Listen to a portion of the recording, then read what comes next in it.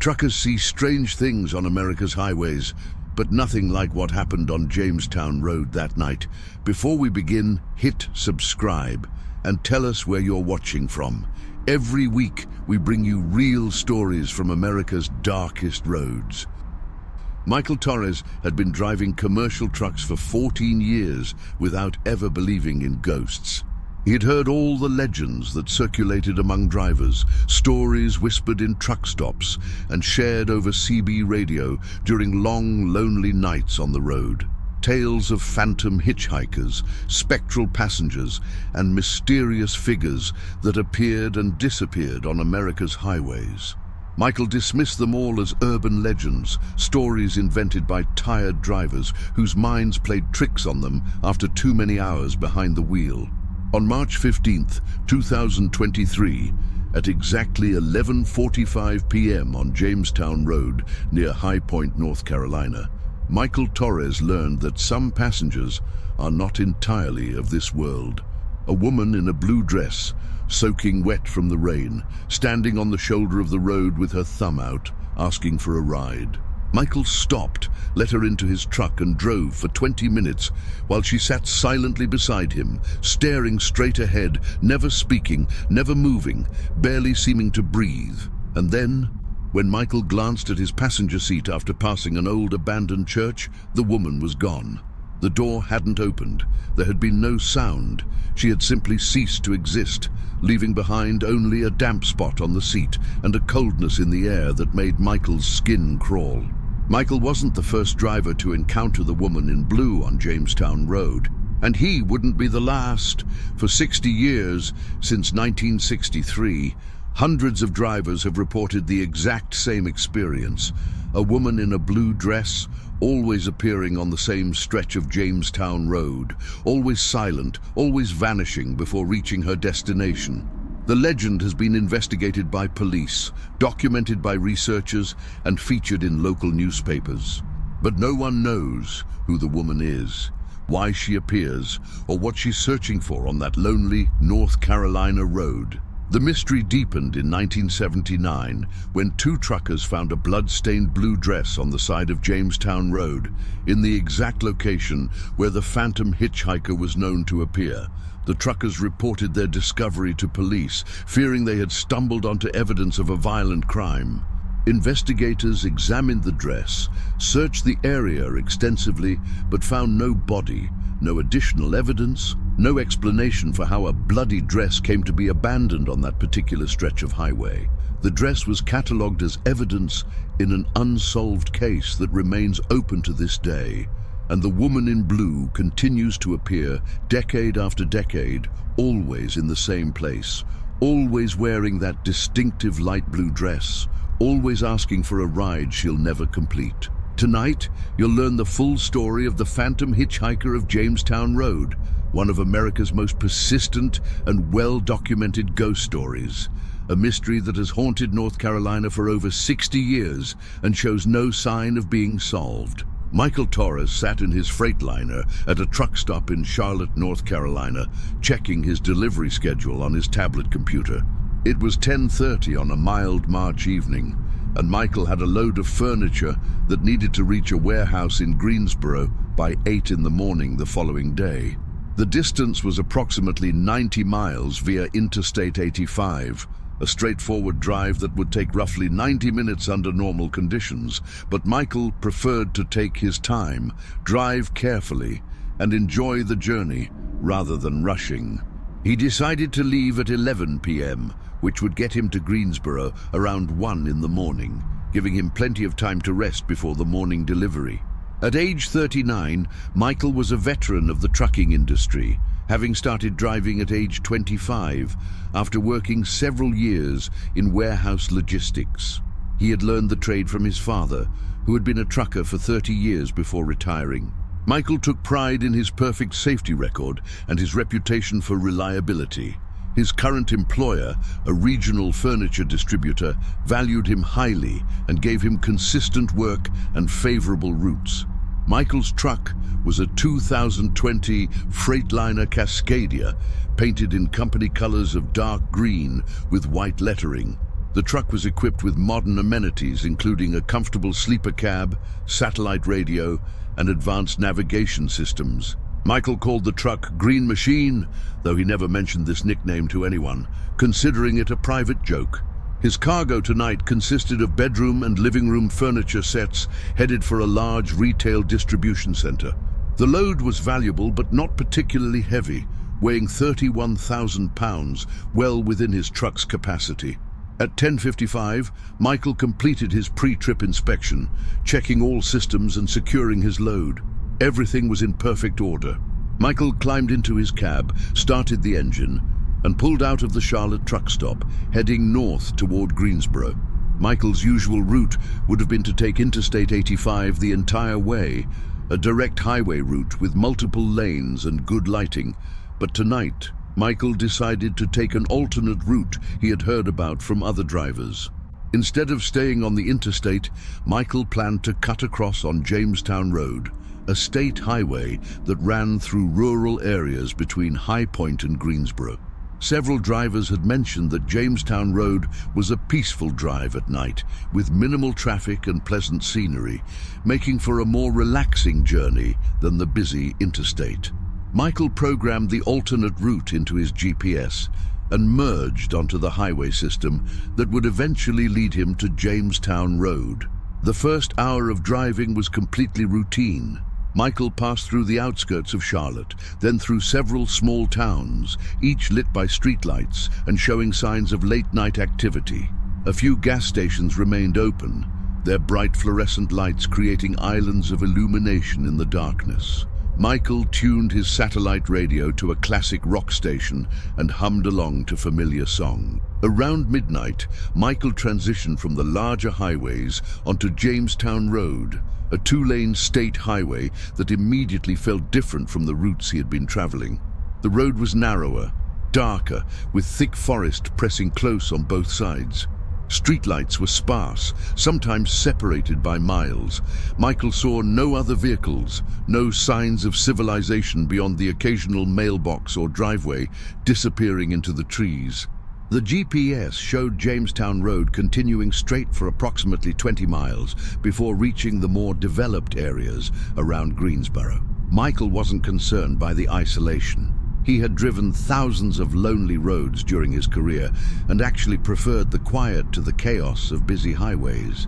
At 12:15 in the morning, light rain began to fall, just a drizzle at first, creating a soft patter on the windshield. Michael turned on his wipers to a slow, intermittent setting.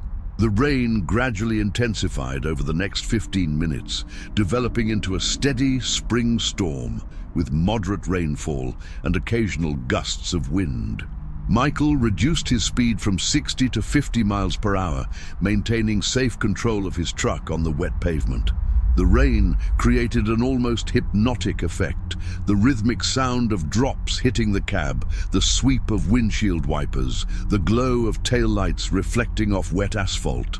Michael found his mind drifting, thinking about his family, his daughter's upcoming birthday, the weekend fishing trip he was planning. At 11:43 p.m., approximately 8 miles north of High Point, on a particularly isolated stretch of Jamestown Road, Michael's headlights illuminated a figure standing on the right shoulder of the highway. A woman, soaking wet from the rain, standing beside the road with her thumb extended in the universal gesture of a hitchhiker. Michael's first instinct was concern. It was nearly midnight, raining steadily, and this woman was alone on a dark rural highway. Whatever circumstances had led her to be here, she clearly needed help. Despite his years of experience and all the warnings he had heard about picking up strangers, Michael's compassion overrode his caution. He began slowing his truck, activating his turn signal, preparing to pull onto the shoulder. As Michael's headlights illuminated the woman more clearly, he could see details. She appeared to be in her early 20s, with dark hair that hung wet and straight past her shoulders. She wore a light blue dress, the kind of simple sleeveless dress that might be worn to church or a summer social. The dress was completely soaked, clinging to her slim frame. She wore no jacket, carried no purse or bag, had no visible belongings at all. Her feet were bare, She stood perfectly still, except for her extended thumb, her face pale and expressionless, staring directly at Michael's approaching truck. Michael brought his Freightliner to a complete stop on the shoulder, approximately 20 feet past where the woman stood. He unlocked his passenger door and leaned across to open it slightly. The woman walked forward through the rain with an odd gliding gait, as if her feet weren't quite touching the ground. She reached the passenger door, pulled it fully open, and climbed into the cab without hesitation, without asking permission, without speaking at all.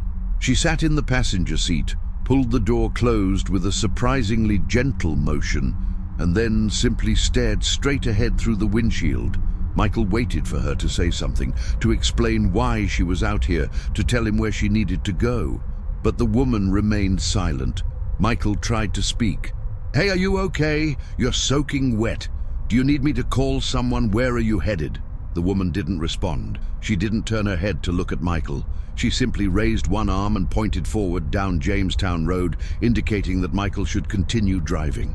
Her arm was pale, almost luminous in the dim light of the cab. Water dripped from her dress onto the seat, creating a small puddle. Michael felt uneasy, but he rationalized that the woman might be in shock, traumatized by whatever had happened to her. Maybe her car had broken down. Maybe she had been in an accident. Maybe she had fled from some dangerous situation and was too frightened to speak. Michael decided the best course of action was to drive toward the next populated area and find help for her there. He shifted his truck back into gear, checked his mirrors, and pulled back onto Jamestown Road, continuing north toward Greensboro. The woman sat motionless beside him, her wet dress dripping steadily, her face pale and blank, her eyes fixed on the road ahead. And Michael Torres began to realize that something about this situation was very, very wrong. As Michael drove through the rain with his mysterious passenger, he tried repeatedly to engage her in conversation, but the woman never responded. She never turned her head, never blinked, never showed any sign that she heard him at all. Michael asked her name, no response. He asked where she needed to go. Silence. He asked if she was hurt, if she needed medical attention, if there was someone he could call for her. Nothing. The woman sat like a statue, staring forward, her face showing no expression whatsoever. Michael began to notice strange details. The woman wasn't shivering despite being soaking wet in a cold cab. Michael had the heater on, but the temperature around the passenger seat seemed noticeably colder than the rest of the cab, as if the woman was surrounded by a bubble of cold air. Michael could see his breath when he turned to look at her, though the cab's temperature gauge showed 72 degrees. The woman's chest didn't seem to rise and fall with breathing. Michael watched carefully, trying to detect any sign of respiration, but her torso remained perfectly still. It was as if she wasn't breathing at all. Her eyes never blinked. Michael found this particularly unsettling. Normal humans blink involuntarily every few seconds, but this woman's eyes remained wide open, staring forward with an intensity that was deeply unnatural. Water continued to drip from her dress and hair, creating a growing puddle on the passenger seat and floor mat. But when Michael looked closely at the dripping water, it seemed wrong somehow. The droplets fell too slowly, as if gravity had less effect on them. And the puddle on the seat reflected light strangely, creating rainbow patterns that shouldn't have been visible in the dim cab lighting. Michael's unease was growing into genuine fear. Every instinct was telling him that something was fundamentally wrong about this woman. But what could he do? He couldn't just throw her out of the truck onto the highway in the rain. He had to get her to safety, to a place where authorities could determine what was happening and provide appropriate help. Michael decided to drive to the next town and pull into a gas station or police station where he could get assistance. According to his GPS, the small town of Archdale was approximately 5 miles ahead. Michael could reach it in 6 or 7 minutes if he maintained his current speed of 50 miles per hour. Michael tried one more time to communicate. "Ma'am, I'm going to take you to Archdale. There's a police station there. They can help you figure out what you need. Is that okay?" The woman's head slowly rotated to face Michael for the first time. The movement was smooth and mechanical, like a doll's head being turned. Her eyes locked onto Michael's face, and Michael felt ice run through his veins. The woman's eyes were wrong. They were pale blue, almost white, with pupils so dilated that they were just tiny points. And there was no life in those eyes, no consciousness, no humanity, just emptiness. The woman's mouth opened slightly, and Michael heard a sound. Not words, just a soft exhalation, like wind through a tunnel, carrying a whisper of sadness so profound it made Michael want to weep. Then the woman's head rotated back to face forward, resuming her endless stare at the road ahead. Michael's hands were shaking on the steering wheel. He pressed down harder on the accelerator, bringing his speed up to 55, desperate to reach Archdale as quickly as possible and end this nightmare. 3 miles, 4 miles. The lights of Archdale appeared ahead, a small cluster of buildings and streetlights visible through the rain. As Michael approached the outskirts of Archdale, the woman raised her arm again and pointed to the right, indicating a side road that branched off from Jamestown Road. The side road was dark and narrow, disappearing into thick forest. There were no lights visible down that road, no indication of where it led. Michael shook his head. "No, I'm taking you to the police station in town. You need help." The woman turned her head to face Michael again, and this time her expression changed. Her mouth opened wider, and a sound emerged that made every hair on Michael's body stand up. It was a scream. Not loud, but high-pitched and sustained, full of anguish and despair. The scream didn't come from her throat, but seemed to emanate from all around her, filling the cab with unbearable grief. Michael's instinct was to slam on the brakes, to do anything to make that horrible sound stop. But he forced himself to keep driving, to stay focused on reaching the town ahead. The scream continued for perhaps 10 seconds, then cut off abruptly. The woman's mouth closed, her face returned to its blank expression, and she resumed staring forward. They were now entering Archdale. Michael saw a gas station on the right, its bright lights like a beacon of safety. He activated his turn signal, preparing to pull in. But then Michael passed an old church on the left side of the road, a small white building with a tall steeple, clearly abandoned based on its boarded windows and overgrown yard. The moment Michael's truck passed that church, he felt a sudden change in the cab's atmosphere. The oppressive cold around the passenger seat dissipated instantly, replaced by normal warmth. Michael turned to look at his passenger, intending to tell her they had arrived at a safe location. The passenger seat was empty. The woman in the blue dress had vanished completely. She was simply gone, as if she had never been there at all. Except for one thing, the seat was damp, soaked through with water where she had been sitting. Michael pulled into the gas station in Archdale and sat in his truck, hands gripping the steering wheel, trying to process what had just happened. His passenger had disappeared, not escaped, not run away, but literally vanished while the truck was moving at 50 miles per hour without the door ever opening. Michael looked at the passenger seat, confirming what his eyes had shown him. The seat was wet, unmistakably damp, with water still visible on the fabric. Michael touched it with his hand. Cold. The seat was ice cold, far colder than the surrounding cab temperature. Michael grabbed his cell phone and considered calling the police. But what would he say? "Officer, I picked up a hitchhiker who disappeared from my moving truck." They would think he was insane, hallucinating, or making a false report. Michael opened his truck's door and stepped out into the rain, needing fresh air, needing to clear his head. He walked around his truck, examining it carefully. The passenger door was securely closed and locked from the inside. There was no way anyone could have opened it and jumped out without Michael noticing. It was impossible. Michael stood in the rain, getting soaked, trying to rationalize what had happened. Maybe the woman had never been there at all. Maybe Michael had been more tired than he realized, and he had hallucinated the entire encounter.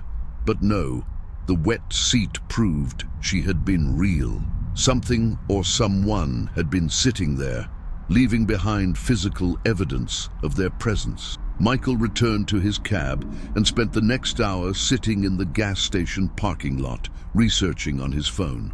He searched for Jamestown Road, North Carolina ghost, and immediately found dozens of results. Articles, forum posts, news stories going back decades. The phantom hitchhiker of Jamestown Road was a well-known legend, one of the most documented ghost stories in North Carolina history.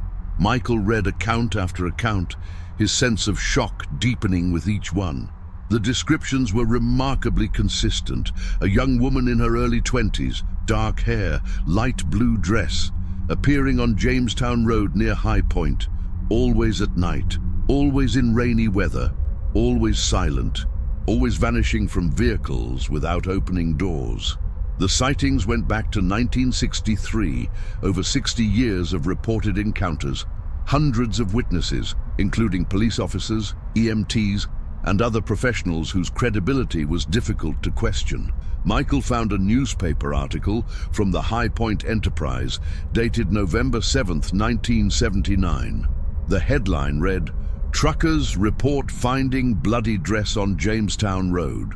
The article described how two truck drivers, Robert Chen and David Williams, had been driving south on Jamestown Road around 2 in the morning when they saw what appeared to be a bundle of clothing on the shoulder of the highway.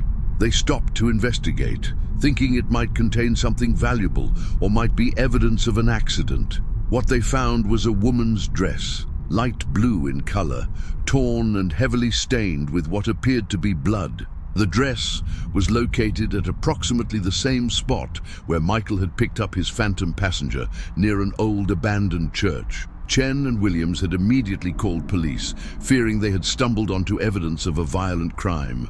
High Point police had responded, collected the dress as evidence, and launched an investigation. Forensic analysis confirmed the stains were human blood, type O positive. But despite extensive searches of the area and investigations into missing persons reports, police never found a body or identified who the dress belonged to. The case remained unsolved. The article concluded by noting that local residents believed the dress might be connected to the legend of the phantom hitchhiker, but police dismissed this as superstition and continued treating it as a potential crime scene. Michael found another article from the Greensboro News and Record, dated June 23, 1963. This article reported on the disappearance of a young woman named Elizabeth Morrison, aged 22, from High Point. Elizabeth had attended a party in High Point on the evening of June 21st and was last seen around 11:30 p.m. leaving the party on foot. Several witnesses reported seeing her walking along Jamestown Road, attempting to hitchhike. She was wearing a light blue dress. Elizabeth Morrison had never been found. Her disappearance had been investigated as a suspected abduction or crime, but despite extensive efforts, no trace of her was ever discovered. No body, no additional evidence, no leads. The case went cold within months. Michael felt chills reading this article. Elizabeth Morrison had disappeared on Jamestown Road in 1963, the same year the phantom hitchhiker sightings began. She had been wearing a blue dress. She'd been attempting to hitchhike. The connection seemed obvious, though Michael knew correlation didn't prove causation. But the timing was too perfect to be coincidental. Michael found a forum dedicated to North Carolina ghost stories and spent an hour reading testimonies from other drivers who had encountered the woman in blue. A police officer named Thomas Wright reported picking her up in 1987 while off-duty. He described the same experience: silent passenger, inexplicable coldness, sudden disappearance near the old church. An EMT named Sandra Lopez reported an encounter in 2003. She had stopped to help what she thought was an accident victim, only to have the woman vanish from her ambulance while it was parked at the scene. A family of 4 traveling through the area in 2015 reported seeing the woman standing on the roadside but not stopping. The father, James Chen, later researched the legend and was grateful they hadn't picked her up. Michael compiled the information and tried to identify patterns. The phantom appeared only at night. typically between 10 p.m. and 3 in the morning. She appeared most frequently during rainy weather, though there were some reports of sightings on clear nights. She always appeared on the same stretch of Jamestown Road, approximately a 3-mile section between High Point and Archdale. The old abandoned church seemed to be significant, as many witnesses reported the phantom disappearing when vehicles passed that landmark. The phantom never spoke, never showed aggression, never harmed anyone. She simply appeared, rode silently, and vanished. But witnesses universally reported feeling disturbed by the encounter, sensing that something was fundamentally wrong about the woman. Michael also found that not everyone who drove Jamestown Road at night encountered the phantom. It seemed to be selective, appearing to some drivers but not others, with no obvious pattern determining who would see her. Some people had driven that road hundreds of times without ever seeing anything unusual. Others encountered her on their first trip through the area. By 3 in the morning, Michael had absorbed enough information to understand that what he had experienced was real, documented, and part of a much larger mystery. He wasn't crazy. He hadn't hallucinated. He had encountered the phantom hitchhiker of Jamestown Road, joining a list of witnesses that stretched back 60 years. Michael made a decision. He would complete his delivery to Greensboro, but he would never drive Jamestown Road again, and he would share his experience, adding his testimony to the growing body of evidence surrounding one of America's most persistent ghost stories. Over the following weeks, Michael became obsessed with understanding the phantom hitchhiker. He couldn't stop thinking about that pale face, those empty eyes, that terrible scream of anguish. He needed to know who she was, why she appeared, what she was searching for on that lonely road. Michael contacted the High Point Police Department and requested information about the Elizabeth Morrison case from 1963. The case file was archived and required special permissions to access, but Michael's persistent requests eventually led to a meeting with Detective Sarah Hammond, a senior investigator who specialized in cold cases. Detective Hammond met Michael at a diner in High Point and brought a slim folder containing what little information remained about Elizabeth Morrison's disappearance. "The case is 62 years old," Detective Hammond explained. "Most of the original investigators have passed away. The physical evidence was lost or destroyed decades ago during a warehouse fire. All we have are the reports and some photographs." Detective Hammond showed Michael black and white photographs of Elizabeth Morrison, taken in the months before her disappearance. Michael's breath caught. The woman in the photos looked exactly like the phantom he had encountered. Same dark hair, same slim build, same general age and appearance. If someone had shown Michael these photos without context, he would have immediately identified them as his passenger from that night. "Tell me what happened to her," Michael asked. Detective Hammond sighed. "Elizabeth was a local girl, born and raised in High Point. She worked as a secretary at a furniture manufacturer. By all accounts, she was well liked, had friends, no known enemies or problems. On June 21st, 1963, she attended a party at a friend's house. Around 11:30 p.m., she left the party to walk home. Several witnesses saw her on Jamestown Road, thumbing for a ride. That was the last confirmed sighting." Detective Hammond continued. "The investigation at the time focused on the possibility that she had been picked up by someone with bad intentions. The 60s were a different time. Hitchhiking was common, and so were crimes against young women who accepted rides from strangers. Investigators interviewed hundreds of people, followed dozens of leads, but found nothing. Elizabeth simply vanished." Michael asked about the blue dress found in 1979. Detective Hammond nodded. "I reviewed that case too. The dress was analyzed, confirmed to have human blood on it, but we had no way to determine if it belonged to Elizabeth. DNA testing wasn't available in the 70s. The dress was stored as evidence, but when I tried to locate it last year for potential DNA analysis using modern techniques, I discovered it had been destroyed in that same warehouse fire I mentioned. We have photographs of the dress, but no physical sample to test. Michael showed Detective Hammond the research he had compiled, the list of phantom sightings going back to 1963. Detective Hammond listened carefully, her expression neutral but attentive. "I'm aware of the legend," she finally said. "I've even spoken with a few witnesses myself over the years. Off the record, I'll tell you this. Too many credible people have reported the same experience for it all to be imagination. I don't know what's happening on Jamestown Road, but something is. Whether it's Elizabeth Morrison's ghost or something else, I can't say.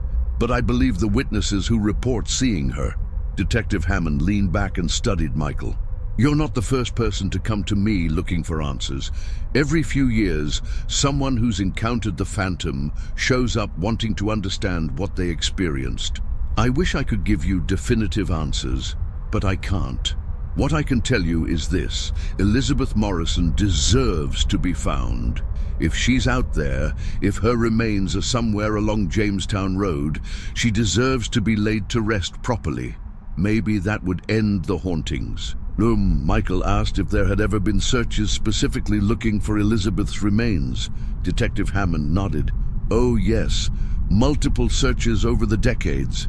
Most recently in 2019, we used ground-penetrating radar to survey the areas around where she disappeared. We found nothing, no buried remains, no evidence of any kind. If Elizabeth is buried out there, she's hidden extremely well, or she's in a location we haven't thought to search." Michael spent hours that day going through Elizabeth Morrison's case file, taking notes, studying photographs. He learned that Elizabeth had been engaged to be married. Her fiancé, a man named Thomas Reeves, had been devastated by her disappearance and had spent years searching for her before finally moving away from High Point in 1968. Thomas had died in 1999, taking whatever knowledge he might have had to his grave. Elizabeth's parents had also passed away long ago in the 1980s, both dying without ever learning what happened to their daughter. Elizabeth's younger sister, Margaret Morrison Banks, was still alive and living in Florida. Michael tracked down Margaret's contact information and called her, explaining who he was and why he was interested in Elizabeth's case. Margaret, now 84 years old, agreed to speak with Michael over the phone. "My sister was a kind person," Margaret said, her voice quavering with age and emotion. "She would have helped anyone who needed it. That's probably why she was out there that night trying to get home, trusting that someone decent would give her a ride. 62 years, and I still don't know what happened to her. I'll die without ever knowing." Margaret described Elizabeth as responsible, punctual, not prone to risky behavior. Beth wouldn't have just run off somewhere. She had a wedding to plan, a good job, people who loved her. Whatever happened that night, it wasn't by her choice. Michael asked if Margaret knew about the phantom sightings on Jamestown Road. Margaret was silent for a long moment, then, "I've heard the stories. People have contacted me over the years, telling me they think they've seen Beth's ghost. Part of me wants to believe it's her, that some part of her is still out there, still trying to get home. But another part of me thinks it's cruel. The idea that she can't rest, that she's trapped repeating that last night forever." Michael asked what Elizabeth had been wearing when she disappeared. Margaret's voice broke. "A blue dress, light blue with short sleeves. She'd bought it specifically for summer, loved how it looked on her. After she disappeared, I couldn't wear blue for years. The color reminded me too much of what we'd lost." After the call ended, Michael sat in silence, feeling the weight of 62 years of grief and unanswered questions. Elizabeth Morrison had been a real person with hopes and dreams, people who loved her, a future stolen from her on a dark road in 1963. And now, if the legends were true, some part of her was trapped on that same road, endlessly seeking help, endlessly disappearing, unable to find peace or resolution. Michael knew he had to return to Jamestown Road. Despite his fear, despite every rational instinct telling him to stay away, he needed to go back to the place where he had encountered the phantom. He needed to understand what had happened there, to see if he could find any clues that might explain Elizabeth Morrison's fate. On April 10th, 2023, Exactly 26 days after his first encounter, Michael drove back to Jamestown Road during daylight hours. He wanted to see the area without the darkness and rain, to examine the location where both Elizabeth had disappeared and where he had picked up the phantom. The road looked completely different during the day. What had seemed isolated and ominous at night appeared to be a normal rural highway in daylight, with modest homes spaced along its length, fields and forests on both sides, and regular traffic passing in both directions. Michael drove slowly along the section where he remembered seeing the phantom. He used his truck's GPS to identify the exact coordinates where he had stopped to pick her up, then pulled onto the shoulder at that spot. Michael got out of his truck and walked along the shoulder, examining the ground carefully. He was looking for what? He didn't know.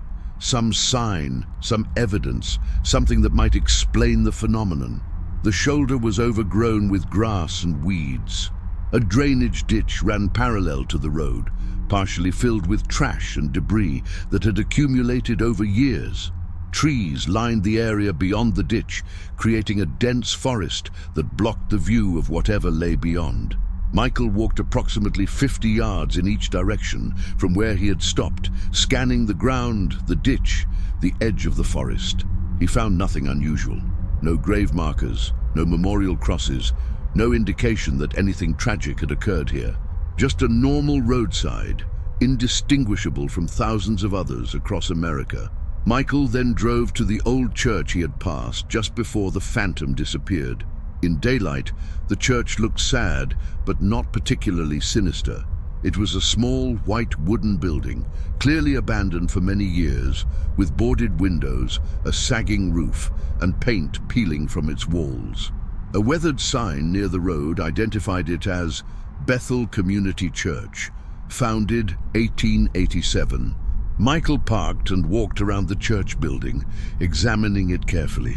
The property covered about 2 acres, including an overgrown cemetery behind the church with perhaps 40 or 50 grave markers, most dating from the late 1800s and early 1900s. Michael walked through the cemetery, reading names and dates on the stones that were still legible.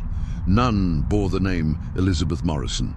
He hadn't really expected to find her grave here, but he had to check.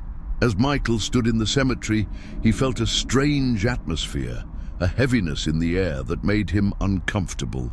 The temperature seemed cooler here than on the surrounding road, and the sounds of traffic and birds seemed muted, as if the cemetery existed in a bubble of silence. Michael found himself looking over his shoulder repeatedly, feeling watched, though he saw no one. Michael noticed something interesting. The cemetery faced Jamestown Road, with the church building between the graves and the highway. From the cemetery, you could see the road clearly through gaps in the trees. If someone had been standing in this cemetery on the night of June 21st, 1963, they would have had a clear view of Elizabeth Morrison walking along the road, thumbing for a ride. Michael's mind began constructing a theory. What if Elizabeth had been picked up by someone near this church? What if that person had brought her here, to this isolated location? What if whatever happened to her had occurred in or near this cemetery? It would explain why her body was never found. The property was large enough that a body could be buried in the woods surrounding the cemetery beyond the formal grave markers and never discovered. Michael spent the next 2 hours searching the wooded areas around the church and cemetery, looking for any sign of disturbance, any indication that someone might have buried something here decades ago. But the forest was dense and had obviously been undisturbed for many years. If Elizabeth was buried here, nature had long since reclaimed any evidence. As the afternoon wore on, Michael felt increasingly uncomfortable. The sense of being watched grew stronger. The temperature seemed to drop further, despite the warm April sun, and Michael began to hear sounds, faint and distant, that he couldn't identify. Whispers, wind through trees. He couldn't tell, but something about them made his skin crawl. Michael returned to his truck, intending to leave, but as he reached for his door handle, he heard something that made him freeze. A voice, female, coming from the direction of the cemetery. "Help me!" Michael turned slowly. Standing at the edge of the cemetery, partially obscured by trees, was a figure in a blue dress. Even in daylight, even from a distance, Michael recognized her instantly. The phantom hitchhiker. She stood motionless, facing toward Michael, and even though he couldn't see her face clearly from this distance, he felt her eyes on him. Michael's rational mind screamed at him to get in his truck and drive away. But his compassion, the same quality that had made him stop for her that rainy night, compelled him to approach. He walked slowly toward the cemetery, his heart pounding, his every nerve on alert. As Michael got closer, the figure became clearer. It was definitely her. The same dark hair, the same blue dress, the same pale skin. But in daylight, Michael could see details that had been obscured at night. The dress was old-fashioned, a style from the early 1960s. Her hair was styled in a manner popular during that era, and her face, while pale, showed signs of trauma. Bruises on her neck, a cut above her left eye, blood at the corner of her mouth. Michael stopped approximately 10 feet from her, unable to force himself closer. "Elizabeth," he asked quietly, "are you Elizabeth Morrison?" The figure tilted her head slightly, and Michael heard that same wind-like exhalation he had heard in his truck. But this time, it formed words, barely audible, like a whisper carried on the breeze. "Help me find my way home." Michael's throat was tight, but he managed to speak. "Where is home, Elizabeth? Where are you trying to go?" The phantom raised one arm and pointed, not at the road, but deeper into the cemetery, toward a specific area in the back corner where the trees grew thick. Michael understood. She wasn't trying to hitch a ride home to an address. She was trying to find where her body was buried, where her final resting place lay hidden. Michael took one step toward the area she indicated, but the phantom shook her head. Not a gentle motion, but a violent back and forth, and her whisper became urgent. Not safe, not alone. Danger.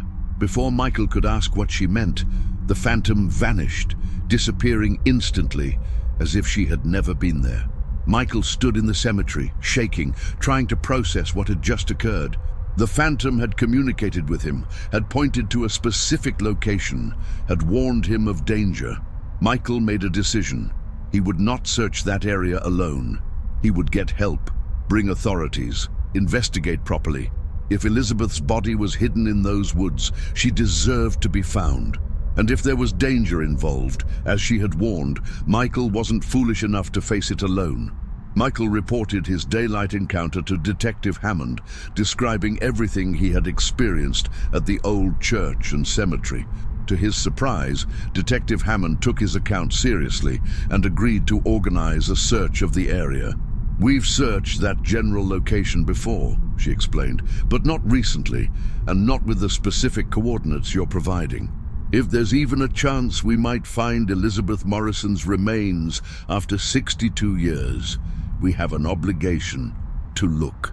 2 weeks later, on April 24th, 2023, a search team assembled at the Old Bethel Community Church. The team included Detective Hammond, several police officers, a forensic anthropologist from the State Medical Examiner's Office, and 2 specialists with ground-penetrating radar equipment. Michael was present as an observer, the person whose testimony had initiated this renewed search. The team focused on the back corner of the cemetery property, the area where the phantom had pointed. The ground-penetrating radar specialists spent several hours scanning the woods beyond the formal cemetery, their equipment detecting anomalies beneath the surface. After 4 hours of scanning, they identified a location approximately 60 feet into the woods, where the radar showed a disturbance in the soil pattern, consistent with something buried at a depth of approximately 3 feet. Detective Hammond authorized excavation of the site. The team used careful archaeological techniques, removing soil layer by layer, documenting everything with photographs and measurements. At a depth of 31 inches, they found the first bone. The forensic anthropologist examined it immediately.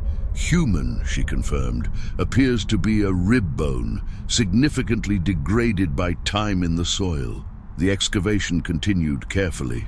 Over the next 3 hours, the team uncovered a complete human skeleton, positioned in a shallow grave, lying in a fetal position. The forensic anthropologist made preliminary assessments at the scene. Female, based on pelvic structure. Age at death approximately late teens to mid-20s. Buried approximately 40 to 80 years ago based on bone condition and soil analysis.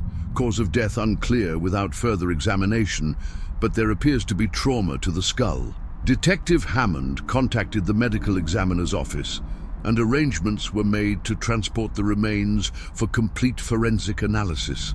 The remains were carefully excavated, placed in a body bag, and taken to the state laboratory in Raleigh. Michael watched the entire process, feeling a mixture of grief and vindication. They had found someone. Whether it was Elizabeth Morrison remained to be determined, but after 62 years, someone buried in this hidden grave was finally being discovered. Among the remains, investigators found artifacts that provided crucial information. Fragments of cloth, light blue in color, consistent with a dress. A small gold ring, badly tarnished, but still identifiable. And most importantly, a locket on a chain, partially buried in the soil near the skeleton's neck. The locket was opened carefully at the scene. Inside was a tiny photograph, degraded but still partially visible, showing a young couple, and engraved on the inside of the locket were the initials E.M. Elizabeth Morrison. The forensic examination took several weeks. DNA analysis was possible despite the age of the remains, using samples compared against DNA from Elizabeth's sister, Margaret. On May 20th, 2023, Detective Hammond called Michael with the results. "It's her, confirmed DNA match. We found Elizabeth Morrison." The forensic report provided additional information that was deeply disturbing. Elizabeth had suffered significant trauma before death. Her skull showed evidence of blunt force impact. Her neck vertebrae showed damage consistent with manual strangulation. She had been beaten and strangled, then buried in this hidden location where she remained undiscovered for over 60 years. Detective Hammond explained what the investigation had uncovered. "We believe Elizabeth was picked up by someone the night she disappeared. That person drove her to the old church, which was already abandoned by 1963. He attacked her somewhere on this property, killed her, and buried her in those woods.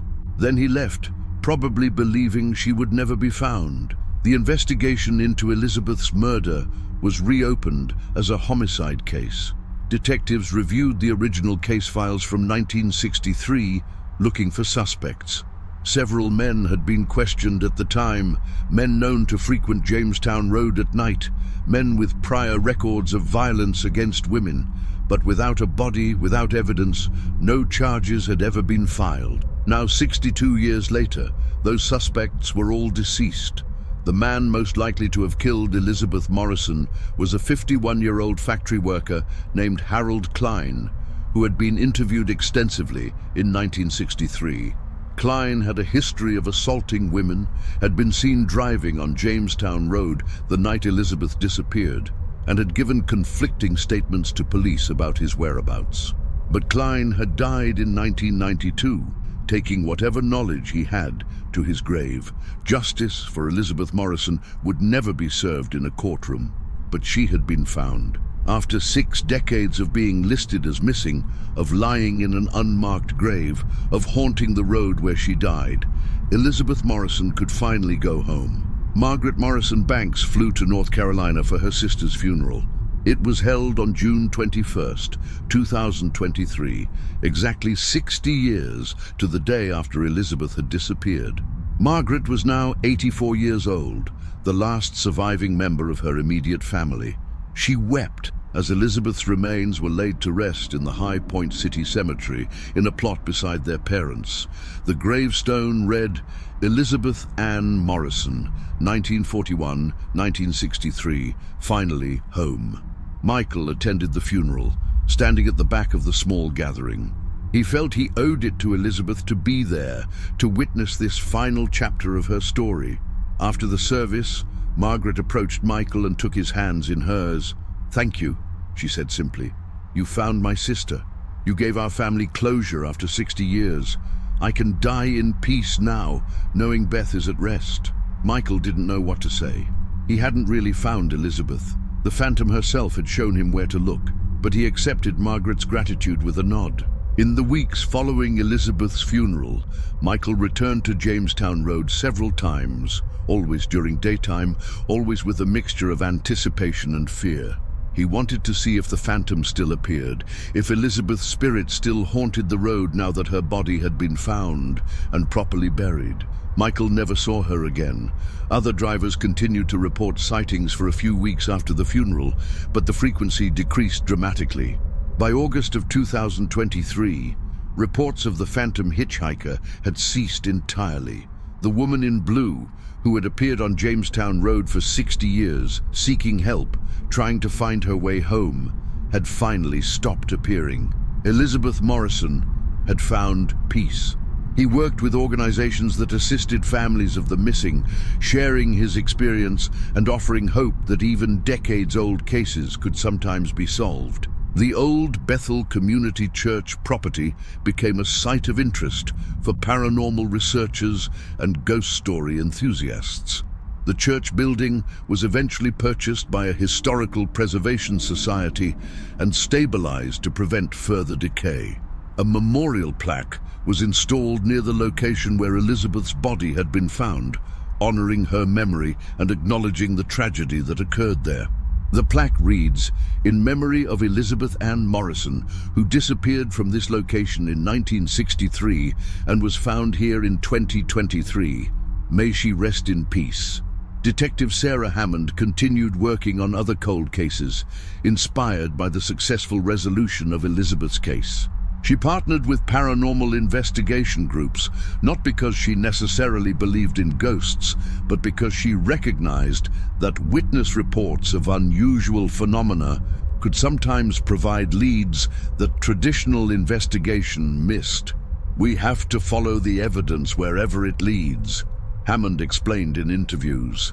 If witnesses report seeing something unusual at a location, and that location turns out to be connected to an unsolved crime, I'm not going to dismiss the reports just because they seem supernatural.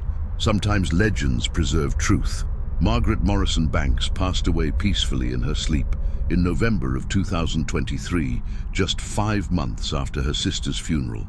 Her obituary mentioned that she died knowing Elizabeth had been found and that she had expressed gratitude for finally having that closure before the end of her life. Margaret was buried beside Elizabeth in High Point City Cemetery, reuniting the sisters after decades of separation. He had heard her voice warning him. Whether that made her a ghost in the traditional sense or some other phenomenon, Michael couldn't say and didn't need to define. What mattered was that Elizabeth Morrison had been found. 1 year after Elizabeth Morrison's funeral, on June 21, 2024, Michael Torres returned to Jamestown Road. He wanted to mark the anniversary of Elizabeth's disappearance, to pay respects at the location where she had spent 60 years seeking help. Michael drove to the old Bethel Community Church during daylight and parked in the same spot where he had parked the previous year. The church looked exactly as it had then, still abandoned, still showing the wear of decades of neglect. But the property felt different now. The oppressive atmosphere Michael had sensed before was gone, replaced by a peaceful quietness. Michael walked to the cemetery and found the memorial plaque that had been installed near the location where Elizabeth's body had been discovered. Someone had left fresh flowers at the base of the plaque. Margaret Morrison Banks had passed away 7 months earlier, so Michael knew the flowers hadn't come from her. Perhaps other family members, or maybe someone from the community who wanted to honor Elizabeth's memory. Michael stood in silence for several minutes, thinking about everything that had happened.